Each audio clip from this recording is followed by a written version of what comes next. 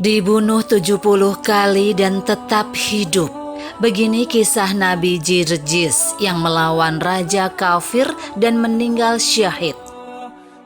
Kisah Nabi Jirjis sangatlah menarik sebab dia pernah dibunuh oleh seorang raja di masanya sebanyak 70 kali. Akan tetapi atas kekuasaan Allah Subhanahu wa Ta'ala, meski telah dibunuh, Nabi Jirjis tetap saja hidup kembali. Pada zaman dahulu terdapat seorang raja yang bernama Darian. Dia merupakan raja yang menyembah berhala. Dan pada suatu hari dia membangun sebuah istana megah yang di dalam dihiasi dengan berhala yang berhiaskan permata dan mutiara. Berhala tersebut diberikan minyak wangi-wangian. Di dalam istana tersebut juga dibuat sebuah gundukan tanah yang di dalamnya berisi kobaran api. Satu persatu rakyatnya diperintahkan untuk masuk ke dalam istana dan menyembah berhala yang ada. Jika ada rakyat yang menolak, maka mereka akan langsung dimasukkan dalam gundukan tanah yang berisi kobaran api tersebut. Setelah itu, Allah Subhanahu wa Ta'ala kemudian mengutus seorang nabi yang bernama Jirjis. Dia diutus Allah Subhanahu wa Ta'ala agar mengajak raja tersebut untuk menyembah Allah Subhanahu wa Ta'ala. Nabi Jirjis kemudian langsung menghadap pada raja tersebut dan kemudian mencoba untuk mengajaknya. Nabi Jirjis kemudian bertanya, "Mengapa engkau menyembah berhala, padahal dia tidak bisa mendengar, tidak bisa melihat, dan tidak bisa memenuhi kebutuhannya sendiri?" Lalu Raja Darian menjawabnya, "Sejak aku menyembah berhala itu, aku mempunyai kerajaan dan hartaku menjadi berlimpah. Sedangkan kamu, apa yang telah kamu dapatkan dengan menyembah Tuhanmu itu? Kamu tidak mempunyai harta dan kemewahan seperti yang aku punya. Tidak tampak sedikit pun kenikmatan yang kamu dapatkan." Kemudian Nabi Jirjis berkata, "Sesungguhnya nikmat di dunia itu akan hilang saat kita meninggal, dan Tuhanku telah memberikan nikmat di akhirat dalam surga."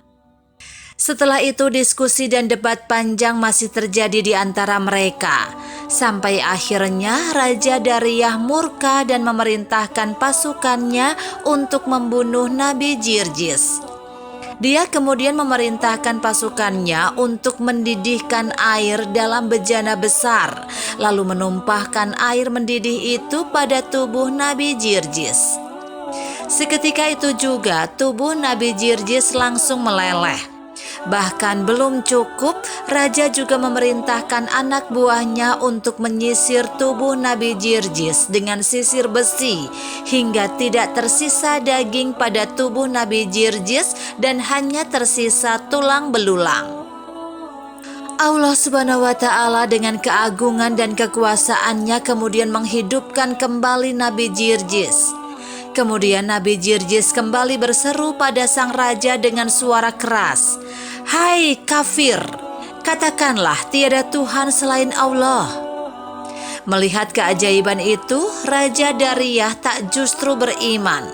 Dia malah semakin murka dengan Nabi Jirjis dan memerintahkan anak buahnya untuk membunuhnya kembali. Dia kemudian memerintahkan anak buahnya untuk mengambil 6 paku besar dari besi. Sebuah paku kemudian ditancapkan pada tangan Nabi Jirjis dan 2 paku ditancapkan pada kedua kaki Nabi Jirjis. Kemudian 1 paku ditancapkan pada bagian kepala dan 1 paku ditancapkan pada bagian dada Nabi Jirjis. Akibatnya Nabi Jirjis pun kembali meninggal. Allah kemudian memerintahkan malaikat untuk melepaskan paku-paku yang tertancap pada bagian tubuh Nabi Jirjis.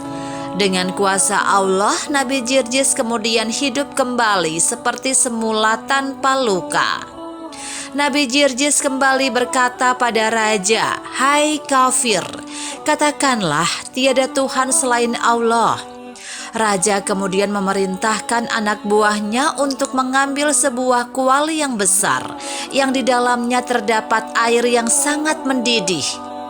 Nabi Jirjis kemudian dilempar ke dalam kuali dan membuatnya langsung meninggal seketika.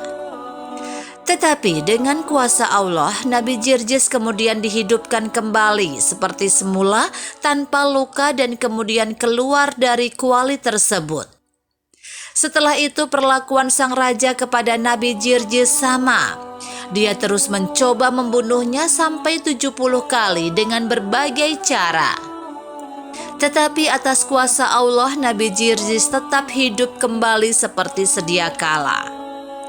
Namun selain itu ada pula yang meriwayatkan jika pembunuhan berlangsung sampai 100 kali. Akan tetapi Nabi Jirjis tetap hidup lagi atas kuasa Allah. Kemudian Raja Darian menghentikan perbuatannya itu.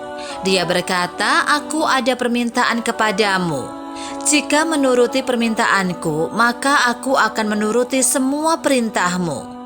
Nabi Jirjis bertanya, "Apa permintaanmu?" Raja Darian menjawab, "Aku mau engkau bersujud kepada berhalaku 1 kali saja.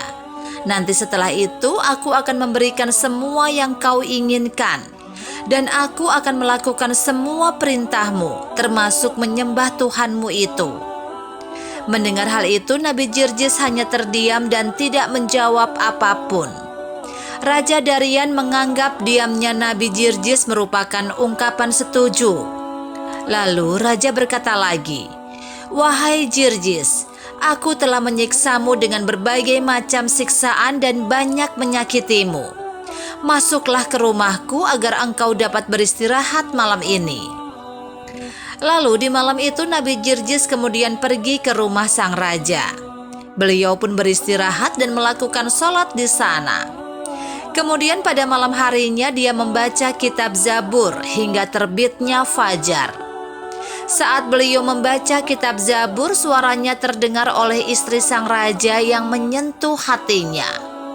Istri raja kemudian menangis terseduh-seduh semalaman setelah mendengar bacaan dari Nabi Jirjis.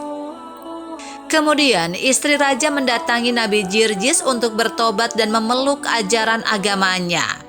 Dia melakukan hal ini tanpa sepengetahuan dari Raja Darian.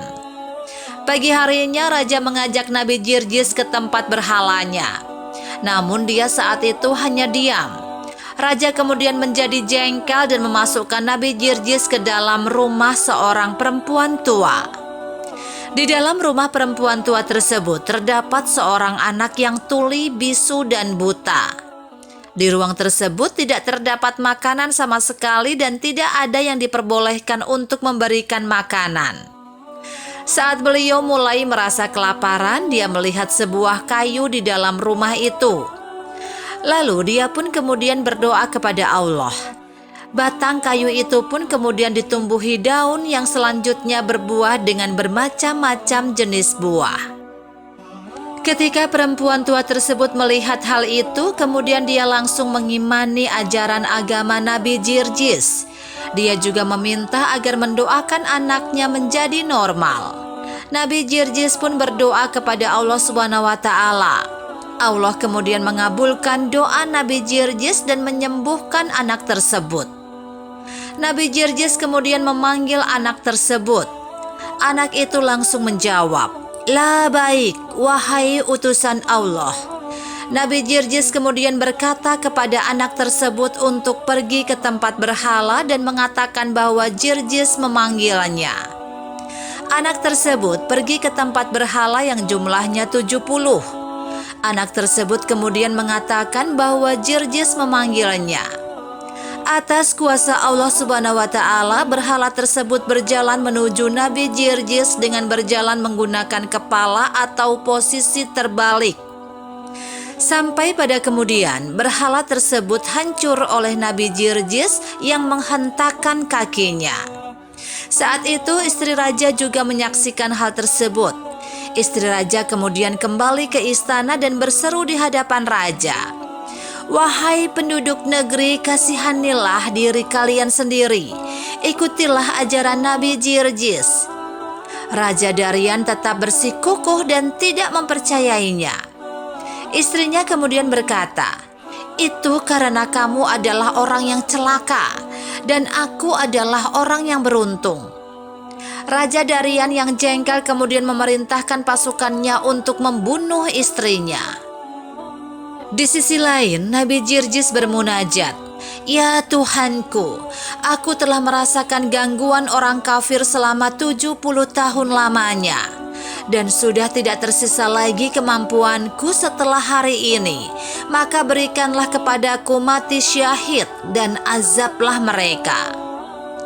Dan tak lama kemudian datanglah utusan istana kepada Nabi Jirjis. Mereka kemudian langsung menusukkan pedang ke tubuhnya. Seketika itu juga Nabi Jirjis meninggal dalam keadaan syahid.